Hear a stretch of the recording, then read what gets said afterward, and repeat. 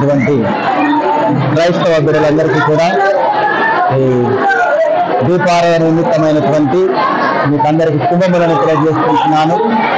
ఈ క్రైస్తవ బిడ్డలు ఈ దీపారాధనను ఎందుకు వారు నిర్వహించగలుగుతున్నారు, ఎందుకు దీపారాధన జరిగించుకోగలుగుతున్నారంటే మన ప్రభువైన యేసుక్రీస్తు ప్రభుల వారు ఆయన మొదటిగా ఈ లోకంలోనికి వస్తున్న సమయంలో ప్రతి మనుష్యుని వెలిగించుటకు ఆయన ఈ లోకంలోనికి వచ్చి ఉంటున్నారు. అన్యులైనటువంటి క్రైస్తవులను, అణగారినటువంటి మనుష్యులను, వెలువేయబడినటువంటి వారి యొక్క జీవితంలో ఆయన వెలుగు నింపుటకు ఈ లోకంలోనికి వచ్చినటువంటి వాడిగా మనం చూస్తూ ఉంటున్నాం. అదే రీతిగా దేవుని యొక్క వాక్య భాగాలలో మనం చూస్తే ఆ వెలుగు అనేది ఈ లోకంలోనికి వస్తూ ప్రతి ఒక్క మనుష్యుని వెలిగించినదిగా మనం చూస్తూ ఉంటున్నాం. అనగా ఈ లోకంలో ఆ వెలుగును ప్రతి ఒక్కరు కూడా పొందుకోవాలి, ఆ వెలుగు కింద ప్రతి ఒక్కరు కూడా జీవించగలగాలి. ఎవరు కూడా ఆ చీకటి సంబంధులుగాను, సాతాను సంబంధులుగాను, పాపపు జీవితముల చేత ఎవరు కూడా జీవించకూడదని ఆయన యొక్క ఉద్దేశం చేత తండ్రి అయినటువంటి దేవుడు తన కుమారుడైనటువంటి యేసుక్రీస్తు ప్రభువు వారి ద్వారా ఈ లోకంలోనికి ఆ వెలుగును పంపించి ప్రతి మానవుని వెలిగించి ప్రతి బాధిత సంఖ్యలన్నింటినీ కూడా తీసివేసినటువంటి వాడిగా మనం చూస్తూ ఉంటున్నాం.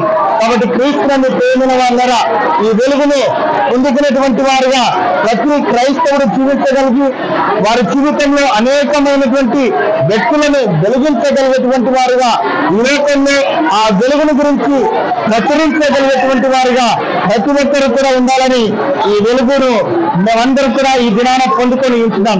పొందుతున్నటువంటి ఈ వెలుగు చేత ప్రతి ఒక్కరిని వెలిగించగలిగి ఆ వెలుగు క్రిందికి ప్రతి ఒక్కరిని కూడా రప్పించగలిగేటువంటి వారంగా ఈ దీపాలను జరిగించుకోగలిగి దేవుని నామమును మహిమపరచగలిగి ఆయన ఆశీర్వాదాలను దీవెనలను మేమందరూ కూడా పొందుకోగలిగేటువంటి వారంగా మేమందరూ కూడా ఉంటున్నామని ఈ దినాన సభాముఖంగా మీకు అందరికీ తెలియజేసుకుంటున్నాను. కాబట్టి ప్రతి క్రైస్తవ బిడ్డలు ఈ వెలుగును పొందుకొని దేవుని యొక్క ఆశీర్వాదం చేత దీవెనల చేత ఈ లోకంలో జీవించగలగాలని ప్రభు పేట మీకందరికీ తెలియజేస్తూ ఈ దినపు శుభములను మీకందరికీ తెలియజేస్తూ నా పేరు రెవరెండ్ టి వినోద్ కుమార్, బేతంచెర్లలోని సిఎస్ఐ పరిశుద్ధ మార్పు మందిరమునందు పాస్టర్ చైర్మన్ గా నేను పనిచేస్తూ ఉంటున్నాను.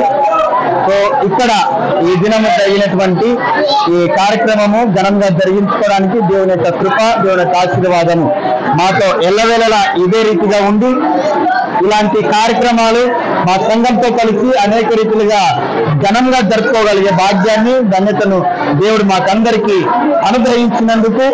అనుగ్రహించబోతున్నందుకు మాకందరికి మేమందరం కూడా దేవునికి నిండు కృతజ్ఞత వందనములు తెలియజేస్తూ ఉంటున్నాను. మందిరము బేతంచెర్ల గ్రామం నుంచి శ్రీశ్రీ సంఘం నుంచి నేను సంఘ పెద్దగా ఎన్న భాస్కర్, మేము 7 మంది సంఘ పెద్దలు ఉన్నాము.